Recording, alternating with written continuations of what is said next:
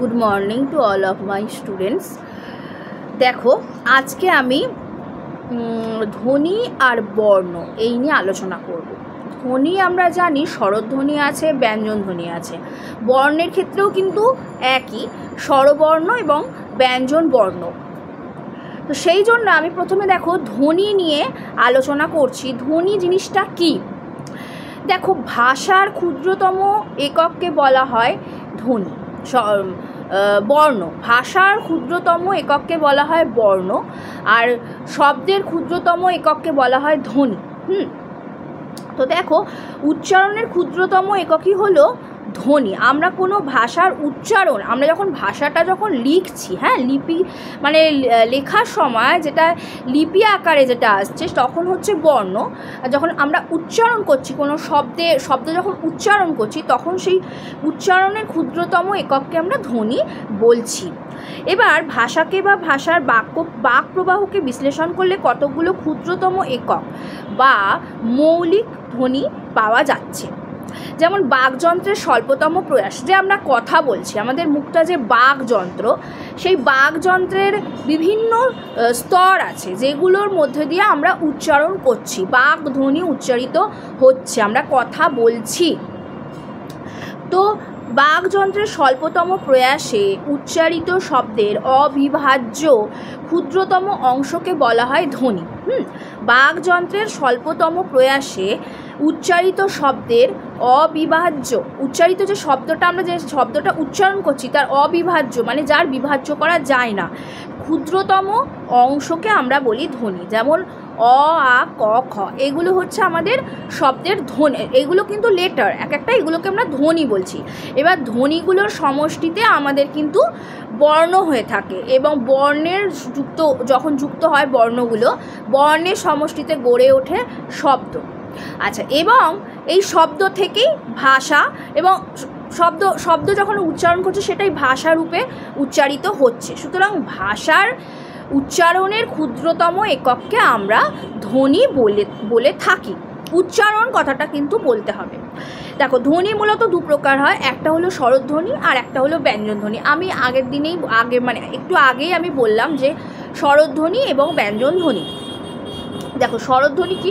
ধ্বনি উচ্চারণের সময় মানুষ ফুসফুস থেকে কিছু বাতাস ছেড়ে দেয়। ধ্বনি উচ্চারণ করার সময় আমাদের মানব শরীরে যে ফুসফুস আছে সেই ফুসফুস থেকে কিছু বাতাস ছেড়ে দেয়, এবং সেই বাতাস ফুসফুস কণ্ঠনালী দিয়ে এসে মুখ দিয়ে বের হওয়ার পথে বিভিন্ন জায়গায় ধাক্কা খেয়ে বা বাঁক খেয়ে এক এক ধ্বনি উচ্চারণ করে। এই যে আমি কথা বলছি কিভাবে না, এই যে আমার ফুসফুসের থেকে কিছুটা বাতাস বেরিয়ে যাচ্ছে, বেরিয়ে যাওয়ার ফলে ফুসফুসটা কণ্ঠনালীতে যখন ফুসফুস থেকে বাতাসটা আসছে তখন বিভিন্ন জায়গায় যে সমস্ত বাঁক নেওয়ার জায়গা সেই জায়গাগুলোতে ধাক্কা খাচ্ছে, খেয়ে আমি উচ্চারণ যেগুলো করছি সেইভাবে উচ্চারিত হচ্ছে। তো সেই যে ধ্বনিগুলো উচ্চারণের সময় এই বাতাস কোনো বাধা পায় না, মানে উচ্চারণের সময় যদি কোনো বাতাসে বাধা না পায় বা ধাক্কা না খায় তাদেরকে স্বরধ্বনি আমরা বলে থাকি, যদি উচ্চারণে কোনো রকম বাধা না হয়।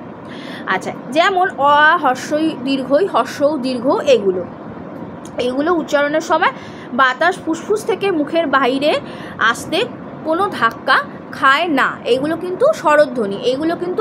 এবং এই স্বরধ্বনি কিন্তু দীর্ঘস্থায়ী হয় না। স্বরধ্বনি কিন্তু ক্ষণস্থায়ী হয়। যেমন অ, আ, আমরা কিন্তু স্বরধ্বনি যেগুলো বলছি সেইগুলো কিন্তু ক্ষণস্থায়ী হয়ে থাকে। অ, আ, হর্ষই দীর্ঘই, হর্ষৌ দীর্ঘ, এইগুলো। ব্যঞ্জনধ্বনি, চলে যাচ্ছি ব্যঞ্জনধ্বনিতে। যেসব ধ্বনি উচ্চারণের সময় ফুসফুস থেকে বাতাস মুখের বাহিরে আসার ফলে কোথাও না কোথাও ধাক্কা খায় বা বাধা পায় তাকে বলা হয় ব্যঞ্জনধ্বনি। যেগুলো বাধাপ্রাপ্ত হয় সেগুলোকে ব্যঞ্জনধ্বনি বলছি। যেমন ক, খ, গ, ঘ, এইগুলো কিন্তু দীর্ঘস্থায়ী হয়। ক, খ, ক এর পর অ আছে, সেই স্বরধ্বনি উচ্চারিত হচ্ছে। ক, খ, গ, ঘ, এইগুলো হচ্ছে আমাদের ব্যঞ্জনধ্বনি। এই ধ্বনিগুলো উচ্চারণের সময় বাতাস জিহ্বামূল বা কণ্ঠে ধাক্কা খায়। আমরা যখন উচ্চারণ করছি তখন বাতাসটা কিন্তু আমাদের কণ্ঠে ধাক্কা খাচ্ছে, তাই এইগুলোকে আমরা ব্যঞ্জনধ্বনি বলে থাকি। যাই হোক, এটা গেল আমাদের স্বরধ্বনি এবং ব্যঞ্জনধ্বনি সম্পর্কে সংক্ষেপে কিছুটা আশা করছি কনসেপ্ট ক্লিয়ার হয়েছে। এবার দেখো এখানে আমাদের যে বর্ণ কী জিনিস এবার আমাদের জানতে হবে। আমরা তো এতক্ষণ উচ্চারণ করলাম, আমাদের ধ্বনি কী জিনিস জানলাম, এবার আমাদের বর্ণ কী জিনিস সেটা জানতে হবে। বিভিন্ন ধ্বনিকে লেখার সময় বা নির্দেশ করার সময় যে সাংকেতিক চিহ্ন ব্যবহার করি, আমরা যে চিহ্নগুলো ব্যবহার করে থাকি তাকে আমরা বর্ণ বলে থাকি। যখন লেখার সময় যে চিহ্নগুলো ব্যবহার করি সেগুলো হচ্ছে বর্ণ। যেমন বাংলা ভাষায় মোট 50টি বর্ণ আছে, স্বরবর্ণের সংখ্যা কিন্তু 11টা। আমরা জানি বাংলা ভাষায় স্বরবর্ণের সংখ্যা কিন্তু 11টি এবং 9-এর ব্যবহার বাংলায় নেই। বাংলা বর্ণমালায় ব্যঞ্জনবর্ণের সংখ্যা হচ্ছে 39টি। তাহলে 50টি বর্ণ আছে, তার মধ্যে 11টি হলো স্বরবর্ণ এবং 39টি হলো ব্যঞ্জন বর্ণ, এটা মনে রাখতে হবে। প্রকৃত ব্যঞ্জন হলো 35টি, অপ্রকৃত ব্যঞ্জন হচ্ছে 4টি। অপ্রকৃত ব্যঞ্জন কেন বলছি? কেননা ডয় শূন্য র, ঢয় শূন্য র, অন্তস্থ আ এবং খণ্ডের ত, এই 4টিকে আমরা কিন্তু অপ্রকৃত ব্যঞ্জন বলবো, প্রকৃত ব্যঞ্জন ধ্বনি বা ব্যঞ্জন বর্ণ বলছি না। বাংলা উচ্চারণে স্বরধ্বনি 7টা। আমাদের কিন্তু উচ্চারণে স্বরধ্বনি যখন বলবো সেটা কিন্তু 7টা, আর ব্যঞ্জন ধ্বনি হচ্ছে 29টা। বাংলায় মোট ধ্বনির সংখ্যা হচ্ছে 36টা। তাহলে বর্ণ যখন যাচ্ছি, বর্ণের সংখ্যা হলো বাংলাতে 50টা, স্বরবর্ণ সেখানে 11টা এবং ব্যঞ্জন বর্ণ সেখানে 39টা, এবং ধ্বনির ক্ষেত্রে যখন যাচ্ছি সেখানে মোট 36টা হলো ধ্বনি এবং তার মধ্যে হলো 7টা হলো স্বরধ্বনি আর 29টা হলো ব্যঞ্জন ধ্বনি। ব্যাস, এই গেল ধ্বনি সম্পর্কে এবং বর্ণ সম্পর্কে কিছু তথ্য। এবার দেখো ধ্বনি আর বর্ণের মধ্যে কিছু পার্থক্য আছে। সেগুলো হলো, ধ্বনি হলো শব্দ বা আওয়াজ যার লিখিত রূপ তো আছেই, যেটা আমরা উচ্চারণ করছি সেটা হলো ধ্বনি। ধ্বনি শ্রুতি গ্রাহ্য, কিন্তু বর্ণ কিন্তু দৃষ্টিগ্রাহ্য হয়ে থাকে। বর্ণ তো আমরা লিখি যেটা সেটা বর্ণ, আর আমরা সম্মুখে যেটা উচ্চারণ করি সেটা ধ্বনি। ধ্বনি যেটা আমাদের শ্রুতিগ্রাহ্য হয়ে থাকে, বর্ণ কিন্তু দৃষ্টিগ্রাহ্য হয়ে থাকে। আমরা দেখি, যেটা আমরা খাতায় লিখি বা বইয়ে লেখা সেগুলো আমরা দেখি, সেই জন্য দৃষ্টিগ্রাহ্য। ধ্বনি হলো শব্দের সাহায্যে সৃষ্ট এক প্রকার সংকেত। ধ্বনি হলো শব্দের সাহায্যে সৃষ্ট এক প্রকার সংকেত, কিন্তু বর্ণ চিত্র সংকেত। আমাদের মুখের যে ধ্বনি সেটা শব্দের সাহায্যে সৃষ্টি হচ্ছে। শব্দের সাহায্য মানে আমরা যে ধ্বনির মাধ্যমে ধ্বনি সমষ্টিকে শব্দ বলি, সেই শব্দের সাহায্যে সৃষ্ট এক প্রকার সংকেতকে আমরা ধ্বনি বলি। এই যে শব্দের ক্ষুদ্রতম একককেও আমরা কিন্তু ধ্বনি বলে থাকি, আগেই বলেছি। কিন্তু বর্ণ হলো চিত্র সংকেত। আমরা যদি কোনো একটা চিত্র অঙ্কন করি, বা চিত্র আমরা সবগুলোকেই চিত্র বলে থাকি, প, ক, খ, এইগুলো কিন্তু সবই চিত্র। তো সে চিত্র যখন ওগুলো বর্ণের আকার দিচ্ছি, ধ্বনিগুলোকে যখন বর্ণের আকার দিচ্ছি, সেগুলো হলো চিত্র সংকেত। ধ্বনি কিন্তু ক্ষণস্থায়ী হয় আর বর্ণ কিন্তু দীর্ঘস্থায়ী হয়। ধ্বনির ভাব প্রকাশের ক্ষমতা বেশি, কিন্তু বর্ণের ভাব প্রকাশ ক্ষমতা কিন্তু কম। ধ্বনির ভাব প্রকাশ ক্ষমতা কিন্তু এখানে বলা হচ্ছে ভাব প্রকাশ ক্ষমতা ধ্বনির বেশি, আর বর্ণের কিন্তু ভাব প্রকাশ ক্ষমতা কিন্তু কম। আচ্ছা, ধ্বনি ভাষার প্রাথমিক উপাদান, বর্ণ ভাষার বিকল্প উপাদান। ধ্বনি হলো ভাষার প্রাথমিক উপাদান। আমাদের জানতে হবে ধ্বনি ভাষার প্রাথমিক উপাদান আর বর্ণ হলো ভাষার বিকল্প উপাদান। এই গেল আমাদের ধ্বনি আর বর্ণের মধ্যে পার্থক্য।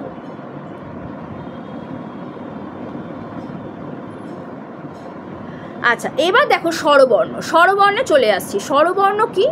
স্বরবর্ণ হচ্ছে স্বরধ্বনির লিখিত রূপকে আমরা কিন্তু স্বরবর্ণ বলে থাকি। স্বরধ্বনির লিখিত রূপকে আমরা স্বরবর্ণ বলে থাকি এবং স্বরবর্ণ স্বরধ্বনির সাংকেতিক চিহ্ন। স্বরবর্ণ কিন্তু স্বরধ্বনির সাংকেতিক চিহ্ন। আচ্ছা দেখো, ব্যঞ্জন বর্ণ কি? ব্যঞ্জন বর্ণ হচ্ছে ব্যঞ্জন ধ্বনির যে লিখিত রূপ তাকে আমরা কিন্তু ব্যঞ্জন বর্ণ বলে থাকি। ঠিক আছে, ব্যঞ্জন ধ্বনির সাংকেতিক চিহ্ন আছে। ব্যঞ্জন ধ্বনিটা যখন আমরা চিত্র সংকেতের মাধ্যমে খাতায় ফুটিয়ে তুলছি বা বইয়ের যে চিত্র সংকেত, সেগুলোকে আমরা ব্যঞ্জন বর্ণ বলে থাকি। স্বরধ্বনির লিখিত রূপকে স্বরবর্ণ বলে, ব্যঞ্জন ধ্বনির লিখিত রূপকে ব্যঞ্জন বর্ণ বলে। দেখো, উচ্চারণ সময়ের তারতম্য অনুসারে স্বরবর্ণগুলোকে কিন্তু ভাগ করা হয়েছে। এবার আমরা চলে আসছি স্বরবর্ণের বিভাগে বা বিভাজনে। যেখানে বলা হচ্ছে উচ্চারণ সময়ের তারতম্য অনুসারে স্বরবর্ণগুলোকে দুভাগে ভাগ করা হয়েছে। একটা হলো হ্রস্বস্বর, যেটা হলো যে স্বর উচ্চারণ করতে কম সময় লাগে তাকে বলা হয়ে থাকে হ্রস্বস্বর। কম সময় লাগছে তাকে আমরা হ্রস্বস্বর বলবো। যেমন উদাহরণ হলো অ, হস্যই, হস্য, রি, এইগুলো হচ্ছে আমাদের হ্রস্বস্বর। আর দীর্ঘস্বর, যে স্বর উচ্চারণ করতে আমাদের বেশি সময় লাগে তাকে বলা হয়ে থাকে দীর্ঘস্বর। যেমন উদাহরণ হলো আ, দীর্ঘই, দীর্ঘ, এ, ওই, ও, ও, এগুলো কিন্তু আমাদের বলবো স্বরধ্বনি, কিন্তু স্বরধ্বনির মধ্যেও হ্রস্বস্বর আছে, দীর্ঘস্বর আছে। হ্রস্বস্বর বলে দিলাম যেগুলো কম সময় লাগে সেগুলোকে আমরা হ্রস্বস্বর বলবো, যেমন অ, হস্যই, হস্য, রি। আর দীর্ঘস্বর হচ্ছে যেগুলো বেশি সময় লাগে যেগুলোকে আমরা বলি, সেগুলোকে আমরা বলছি দীর্ঘস্বর। যেমন আ, দীর্ঘই, দীর্ঘ, এ, ওই, ও, ও। প্লুতস্বর, এবার আছে প্লুতস্বর। দেখো প্লুতস্বর কি, দূর থেকে ডাকার সময়, গানের সময় বা কান্নার সময় স্বরধ্বনিকে টেনে উচ্চারণ করলে তাকে প্লুতস্বর বলা হয়। দূর থেকে ডাকার সময়, গানের সময় বা কান্নার সময় স্বরধ্বনিকে টেনে উচ্চারণ করলে তাকে প্লুতস্বর বলে। যেমন যদু, হে, মাছ কি। যেমন দেখো আমরা যদি বলি এই যাবি কোথায়, ছাতাটা নিয়ে যা, এইরকম যদি আমরা বলি হে, এই ধরনের এইগুলো, এই কথাগুলো হচ্ছে আমাদের প্লুতস্বর। হে, আ, যা, এই যে এইগুলোকে আমরা বলে থাকি প্লুতস্বর, যেগুলোর দীর্ঘটা আমরা টানছি। দূর থেকে ডাকার সময়, গানের সময়, আমরা গানের আমরা যখন গান স্বরলিপি দেখে গান করি তখন আমাদের যে টানটা, যে দীর্ঘ টানটা, ওটাকে আমরা প্লুতস্বর বলবো। গঠনগত দিক থেকে স্বরধ্বনি দুই প্রকার হয়, একটা হলো মৌলিক স্বরধ্বনি আর দ্বিতীয় হচ্ছে আমাদের যৌগিক স্বরধ্বনি। মৌলিক স্বরধ্বনি হচ্ছে যে স্বরধ্বনিকে বিশ্লেষণ করা যায় না তাকে মৌলিক স্বরধ্বনি বলে। যেমন অ, হস্যই, দ্বিহস্য, এ, ও, এ, এইগুলোকেও আমরা বলে থাকি মৌলিক স্বরধ্বনি। আর যৌগিক স্বরধ্বনি কোনগুলো, যে স্বরধ্বনিকে বিশ্লেষণ করা যায় তাকে কিন্তু যৌগিক স্বরধ্বনি বলা হয়। যেমন ওই, ও যুক্ত হস্যই, এইগুলো হচ্ছে যৌগিক স্বরধ্বনি, বিশ্লেষণ করতে পারছি আমরা ওইকে, ও যুক্ত হস্যই সেটা হলো ওই। আবার ও হচ্ছে ও যুক্ত হস্যও, সেটা হলো ও। এইটা হচ্ছে আমাদের যৌগিক স্বরধ্বনি। তাহলে আমরা স্বরধ্বনিকে দুভাগে ভাগ করছি, একটা হচ্ছে মৌলিক স্বরধ্বনি আর দুই হচ্ছে যৌগিক স্বরধ্বনি। আচ্ছা, এর আগে আমি বলেই দিয়েছি যে আমরা বাংলা জানি যে বাংলা বর্ণমালায় 50টা টোটাল বর্ণ এখানে আছে। আচ্ছা, এবার আমি চলে যাচ্ছি, দেখো গঠনগত দিক থেকে তো বলেই দিলাম। আমাদের মুখের যে সমস্ত আমাদের যে সংকোচিত মানে মুখের যে সংকোচন বা প্রসারণ, হ্যাঁ, মানে প্রসারিত বা সংকোচিত যেগুলো আমাদের হয়ে থাকে, সম্মুখস্থ স্বরধ্বনি, কেন্দ্রীয় স্বরধ্বনি, আমরা যেমন আ কে কেন্দ্রীয় স্বরধ্বনি বলে থাকি, ঠিক আছে। পশ্চাদ্ভাগস্থ স্বরধ্বনি যেগুলোকে আমরা বলে থাকি, যেমন সংবৃত স্বরধ্বনি, অর্ধ সংবৃত স্বরধ্বনি, অর্ধ বিবৃত স্বরধ্বনি এবং বিবৃত স্বরধ্বনি। এই সম্মুখস্থ স্বরধ্বনি, কেন্দ্রীয় স্বরধ্বনি, পশ্চাদ্ভাগস্থ স্বরধ্বনি, এইভাবে ভাগ করা হয়েছে স্বরধ্বনিকে। এবার দেখো আমাদের যে সংবৃত স্বরধ্বনি আছে সেটা কিন্তু আমাদের প্রসারিত স্বরধ্বনি এবং কুঞ্চিত স্বরধ্বনি, আমাদের 4 ধরনের আছে, যেটা হলো সংবৃত, সংবৃত, বিবৃত, অর্ধবিবৃত, ঠিক আছে। এবার সংবৃত প্রসারিত আছে, যেটাকে আমরা সম্মুখস্থ স্বরধ্বনি বলি, যেটা সামনের দিকে উচ্চারণ করছি আমরা, সেটা হলো হস্যই। হস্যই। কেন্দ্রীয় স্বরধ্বনি সবসময় হয়ে থাকে আকে আমরা কেন্দ্রীয় স্বরধ্বনি বলে থাকি। পশ্চাদ্ভাগস্থ স্বরধ্বনি যখন বাকযন্ত্রের মানে আমাদের পেছন দিকে উচ্চারণ হচ্ছে, মানে পশ্চাৎ ভাগে উচ্চারণ করছি, সেটাকে আমরা বলবো পশ্চাদ্ভাগস্থ স্বরধ্বনি, যেটা উচ্চারণ হলো হস্যৌ, যেটা আমাদের পেছন দিক থেকে, যেটা আমাদের মানে হাওয়াটা পেছন দিক থেকে আসছে এবং আমাদের ধ্বনিটা উচ্চারণ করতে পারছি আমরা। কুঞ্চিত স্বরধ্বনি আছে, যেটাকে আমরা হস্যটা কিন্তু কুঞ্চিত স্বরধ্বনি আর হস্যইটা কিন্তু প্রসারিত স্বরধ্বনি। আর সম্মুখস্থ স্বরধ্বনি হচ্ছে হস্যই আর পশ্চাদ্ভাগস্থ স্বরধ্বনি হচ্ছে হস্য। এটা গেল সংবৃত স্বরধ্বনির মধ্যে পড়ছে। এবার দেখো অর্ধ সংবৃত স্বরধ্বনি কোনটা। অর্ধ সংবৃত স্বরধ্বনির সম্মুখস্থ স্বরধ্বনি যেটা, সেটা হলো এ। এ হলো সম্মুখস্থ স্বরধ্বনি, আর পশ্চাৎভাগস্থ স্বরধ্বনি হলো ও। হ্যাঁ, পশ্চাৎভাগস্থ স্বরধ্বনি হলো ও, ওটাও কিন্তু কুঞ্চিত স্বরধ্বনি। আচ্ছা, এইটা হচ্ছে এবার হর্ষই আর হর্ষ হচ্ছে উচ্চ, উচ্চ পশ্চাৎভাগস্থ স্বরধ্বনি। আর উচ্চ মধ্য হচ্ছে এ আর ও। আমরা এটা যখন উচ্চারণ করছি তখন আমাদের কিন্তু ওটা উচ্চের দিকে যাচ্ছে না, ওটা আমাদের মধ্যভাগে থাকছে। এ ও দেখবে উচ্চারণ করে এটা কিন্তু আমাদের যে হাওয়াটা সেটা কিন্তু আমাদের মধ্যভাগে থাকছে, মানে উচ্চ মধ্যভাগে থাকে, মানে তালুর দিক, তালু যেখানটা আমাদের সেইখানটা ঠিক উচ্চারিত হচ্ছে। অর্ধ বিবৃত হচ্ছে সম্মুখস্থ স্বরধ্বনি, অর্ধ বিবৃত হলো এ, আর পশ্চাৎভাগস্থ স্বরধ্বনি হলো অ। পশ্চাৎ আমরা অ যখন উচ্চারণ করছি তখন আমাদের কিন্তু এই যে বায়ু আমাদের ফুসফুস থেকে বেরোচ্ছে, আগেই বললাম বাকযন্ত্র উচ্চারণের সময় ফুসফুস থেকে যে বাতাসটা বেরোচ্ছে বা বায়ুটা নির্গত হচ্ছে সেটা কিন্তু বিভিন্ন জায়গায় ধাক্কা লেগে তারপর কিন্তু বর্ণগুলো আমরা ধ্বনি আকারে উচ্চারণ করছি। এই যে আমি বললাম একটা যখন উচ্চারণ করছি সেটা কিন্তু সম্মুখস্থ স্বরধ্বনি, মানে সামনের দিকে বলছি। আর অ যখন বলছি সেটা কিন্তু ভেতর দিকে আমাদের গলার কণ্ঠনালীর দিকে ধাক্কা লেগে বেরোচ্ছে হাওয়ার, ঠিক আছে, সেটা বাতাসে ধাক্কা লেগে বেরোচ্ছে মুখ থেকে, তো সেটা পশ্চাৎভাগস্থ স্বরধ্বনি, যেটাকে আমরা বলবো নিম্ন মধ্য স্বরধ্বনি।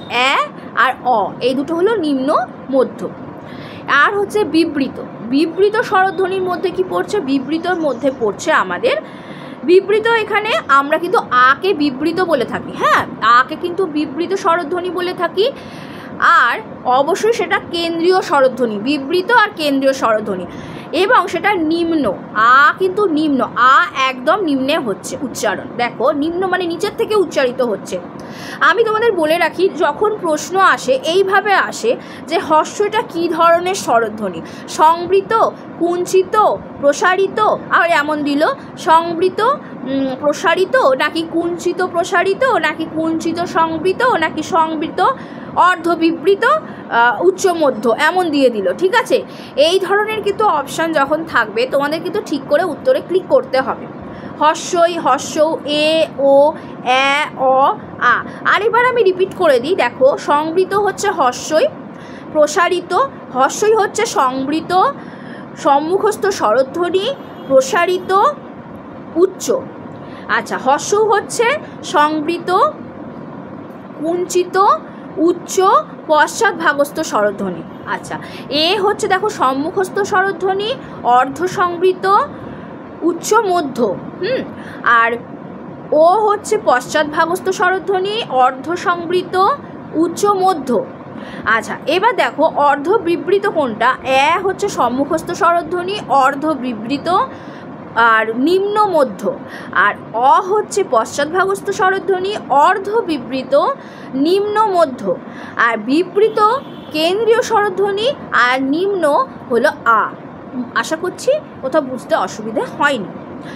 মৌলিক স্বরধ্বনির জিহ্বার অবস্থান ও ওষ্ঠের আয়তন অনুযায়ী শ্রেণীবিভাগ। দেখো, জিহ্বার অবস্থান অনুযায়ীও কিন্তু মানে হয়ে থাকে, ধ্বনি উচ্চারণ করে থাকি আমরা জিহ্বার অবস্থান অনুযায়ী। সেটা হলো সম্মুখ স্বরধ্বনি, পশ্চাৎ স্বরধ্বনি, কেন্দ্রীয় স্বরধ্বনি। যেটা আমরা এতক্ষণ ধরে আলোচনা করলাম সেটা জিহ্বার অবস্থান অনুযায়ী আমরা কিন্তু এটা উচ্চারণ করে থাকি, এই ধ্বনিগুলো উচ্চারণ করে থাকি। জিহ্বার অবস্থান অনুযায়ীও কিন্তু ধ্বনির ভাগ আছে।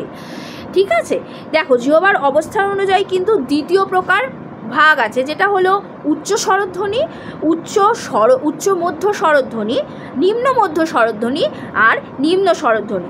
যেটা আমি একটু আগেই বললাম, উচ্চ স্বরধ্বনি হর্ষই, হর্ষ দিলে এটা চলে আসবে। যদি এরকম আসে যে হর্ষই বা হর্ষ, এমন আসতে পারে, হর্ষই বা হর্ষও দুটোর মধ্যেই আসতে পারে যে কোনো একটা। উচ্চ স্বরধ্বনি, উচ্চ মধ্য স্বরধ্বনি নাকি নিম্ন মধ্য স্বরধ্বনি না নিম্ন স্বরধ্বনি? উত্তর হবে যে উচ্চ স্বরধ্বনি। আবার দেখো, উচ্চ মধ্যের মধ্যে পড়ছে এ আর ও, নিম্ন মধ্যের মধ্যে পড়ছে এ আর অ, আর নিম্ন স্বরধ্বনির মধ্যে পড়ছে আ। দেখো, কেন আমরা উচ্চ স্বরধ্বনি বলবো আর কেন উচ্চ মধ্য স্বরধ্বনি বলবো, সেটা হলো যে স্বরধ্বনি উচ্চারণকালে জিহ্বা উচ্চ স্থানে অবস্থান করছে তাকে আমরা উচ্চ স্বরধ্বনি বলবো। যেটা হলো হর্ষই আর হর্ষ, উচ্চ দিকে, উঁচুর দিকে, ওপরের দিকে জিহ্বার অবস্থান। উচ্চ মধ্য স্বরধ্বনি কোনটা? যে স্বরধ্বনি উচ্চারণকালে জিহ্বা কিছুটা উচ্চ স্থানে অবস্থান করে তাদের কিছুটা উচ্চ মধ্য স্বরধ্বনি বলবো, মানে সবটা উচ্চে অবস্থান করছে না, যেমন এ আর ও এই দুটো। নিম্ন মধ্য স্বরধ্বনি কোনটা? যে স্বরধ্বনি উচ্চারণকালে জিহ্বা কিছুটা নিম্ন স্থানে অবস্থান, কিছুটা নিম্নে, সবটা নিচে যাচ্ছে না, তাকে বলবো আমরা নিম্ন মধ্য স্বরধ্বনি, যেমন এ আর অ। নিম্ন স্বরধ্বনি হচ্ছে যে স্বরধ্বনি উচ্চারণকালে জিহ্বা নিম্ন স্থানে অবস্থান করছে, একেবারে নিম্ন স্থানে অবস্থান করছে, তাকে আমরা বলবো নিম্ন স্বরধ্বনি। মানে হচ্ছে আ, আকে কিন্তু আমরা আ যেটা বলছি আ, তো আমাদের জিভটা কিন্তু জিভের অবস্থান বা জিহ্বার অবস্থানটা কিন্তু একদম নিম্নে, সেই জন্য তাকে আমরা বলবো নিম্ন স্বরধ্বনি। দেখো এবার মুখবিবরের যে অবস্থান সেইটা অনুযায়ী আমাদের নামকরণ হয়েছে, সেই তো আমি বলেই দিলাম, বিবৃত, অর্ধবিবৃত, সংবৃত, অর্ধসংবৃত বলে দিলাম। ওষ্ঠের আয়তন অনুযায়ী নামকরণ হয়েছে, যেটা হলো স্বাভাবিক, প্রসারিত বা প্রসৃত বা অগোলকৃত, হর্ষই এ আ এ, বর্তুলাকার বা কুঞ্চিত, ও আর হর্ষটা কিন্তু কুঞ্চিত। যৌগিক স্বরধ্বনি আমরা যেটা বিভাজন করা যাচ্ছে না তাকে আমরা কিন্তু যৌগিক স্বরধ্বনি বলবো, তাকে আমরা যৌগিক স্বরকে আবার দুভাগে ভাগ করা হচ্ছে, একটা হচ্ছে ওই আর একটা হচ্ছে ও। আচ্ছা, এবার দেখো আমি তোমাদের একটু তথ্য দিয়ে রাখি। আমাদের সুনীতি কুমার চট্টোপাধ্যায় বলে গেছেন যে তার মতে দ্বিস্বর হলো 25টা, পবিত্র সরকার বলেছেন 18টা এবং আব্দুল হাইয়ের মতে হলো 29টা। পবিত্র সরকার বলে গেছেন আমাদের কিন্তু দ্বিস্বর হচ্ছে, আমাদের যে দ্বিস্বর আমরা উচ্চারণ করে থাকি সেটা কিন্তু 18টা, এটা মনে রাখবে। আর বাকি সুনীতি কুমার চট্টোপাধ্যায় 25টা বলেছেন, আব্দুল হাইয়েরটাও মনে রাখতে পারো, সেটা হলো 29টা। আচ্ছা, এবার দেখো যৌগিক স্বরধ্বনি, যেটা যৌগিক স্বরধ্বনি হচ্ছে ওই আর ও, এটা আমি বলে দিলাম। অর্ধস্বর কি? দেখো প্লুতস্বর আমি আগেই বলেছি, প্লুতস্বর কোনটা সেটা হচ্ছে আমি তোমাদের বলেই দিয়েছি প্লুতস্বর কোনটা। তো প্লুতস্বর যেটা আমাদের দীর্ঘ টান আছে সেটাকে আমরা প্লুতস্বর বলে থাকি। এবার একটা কথা তোমাদের বলি যে এখানে অর্ধস্বর যেটা সেটা হচ্ছে, দেখো যে স্বরধ্বনিগুলোর অক্ষর গঠনের ক্ষমতা নেই, যে স্বরধ্বনিগুলোর অক্ষর গঠনের ক্ষমতা থাকে না, যেটা আমরা মানে ধ্বনি আমরা যখন লিখছি সেটা তো এক একটা অক্ষর হচ্ছে, লেটার হচ্ছে, ইংরেজিতে যাকে আমরা লেটার বলি, সেটা গঠনের ক্ষমতা থাকে না, বরং বেশিরভাগ ক্ষেত্রে অক্ষরের শেষে বসে তাকে আমরা অর্ধস্বর বলে থাকি। অক্ষরের শেষে বসে তাকে আমরা অর্ধস্বর বলি। যেমন দেখো অর্ধস্বর সম্পূর্ণরূপে কিন্তু উচ্চারিত হয় না, সম্পূর্ণভাবে তাকে উচ্চারণ করা যায় না, পূর্ণস্বরের শেষে অর্ধ উচ্চারিত হয়। যেমন দেখো বাংলায় অর্ধস্বরের সংখ্যা হচ্ছে 4টি, হর্ষই, হর্ষ, এ আর ও। ঠিকই তোমরা বুঝতে পারছো আশা করছি, এগুলো তো কার, এগুলো হলো কার, হর্ষইকার, হর্ষৌকার, একার আর হচ্ছে ওকার। হ্যাঁ, তো দেখো এইগুলো কিন্তু আমাদের সম্পূর্ণরূপে উচ্চারণ করছি না, যেগুলো কিন্তু অক্ষর গঠনের যেগুলোর কিন্তু ক্ষমতা নেই। দেখো যে স্বরধ্বনিগুলোর অক্ষর গঠনের ক্ষমতা নেই, বেশিরভাগ ক্ষেত্রে অক্ষরের শেষে বসে, তাকে আমরা বলছি অর্ধস্বর।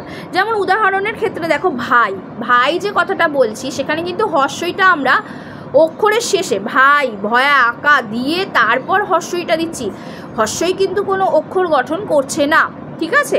আবার খাও কথাটার ক্ষেত্রেও কিন্তু ও কথাটা শেষে আছে, সম্পূর্ণরূপে উচ্চারিত হচ্ছে না, খাও। আচ্ছা, ঢেউ, এই যে ঢেউ হর্ষৌ, এটা কিন্তু সম্পূর্ণরূপে উচ্চারিত হচ্ছে না, পূর্ণস্বরের শেষে কিন্তু অর্ধ উচ্চারিত হচ্ছে, অর্ধরূপে উচ্চারিত হচ্ছে, অর্ধস্বর সম্পূর্ণরূপে উচ্চারিত হচ্ছে না। এবং দেখো অক্ষরের শেষে বসেছে, যেমন ঢেউয়ের ক্ষেত্রে ঢে একটা অক্ষর, হ্যাঁ, তার শেষে বসছে হর্ষ, এটা কিন্তু হর্ষও বসে তারপর সম্পূর্ণ হয়েছে সেই শব্দটা। খাও ও বসেছে তারপর কিন্তু সম্পূর্ণ হয়েছে সেই শব্দটা। ভাই হর্ষই বসেছে তারপর সম্পূর্ণ হয়েছে সেই শব্দটা, ইত্যাদি। নিহিত স্বর কি না ব্যঞ্জনবর্ণ স্বরবর্ণের সাহায্য ছাড়া উচ্চারিত হতে পারে না, ব্যঞ্জনবর্ণ স্বরবর্ণের সাহায্য ছাড়া উচ্চারিত হতে পারে না। স্বরবর্ণগুলির সংক্ষিপ্ত রূপ ব্যঞ্জনের সঙ্গে যুক্ত হয়। অনেকগুলি স্বরবর্ণের সংক্ষিপ্ত রূপ দেখা গেলেও অব্যঞ্জনের সঙ্গে মিশে থাকে। অকে দেখা যায় না, অকে কিন্তু দেখা যায় না, অয়ের সংক্ষিপ্ত রূপ নেই, তাই একে নিহিত স্বর বা নীলিন স্বর বলা হয়।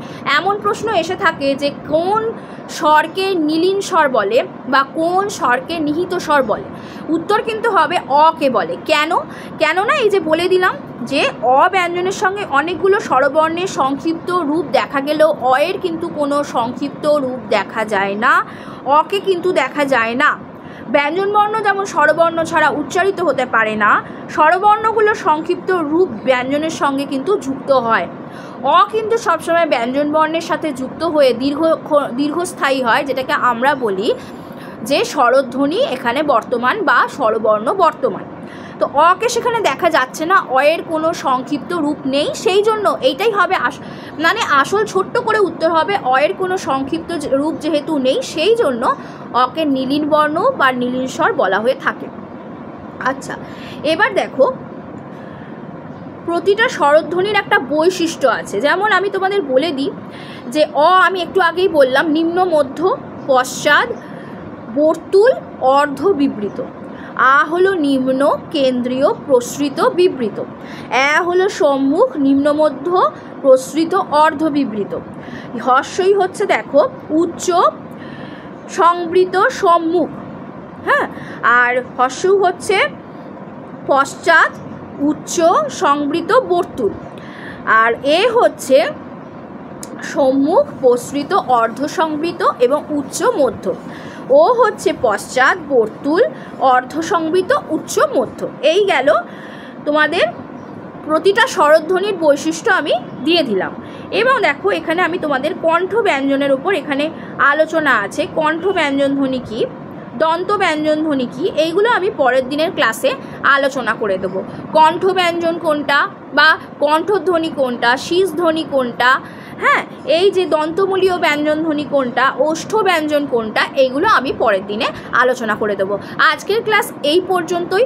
আশা করছি তোমাদের ক্লাস ভালো লাগছে। যদি ভালো লেগে থাকে চ্যানেল সাবস্ক্রাইব করে বেল আইকনটা দিয়ে রাখো, আর অবশ্যই বন্ধুদের সাথে লাইক করার পর শেয়ার করে দিও। কমেন্টে জানাও তোমাদের কেমন লাগছে ক্লাসগুলো। থ্যাংক ইউ, আজকে এই পর্যন্তই। Thank you so much.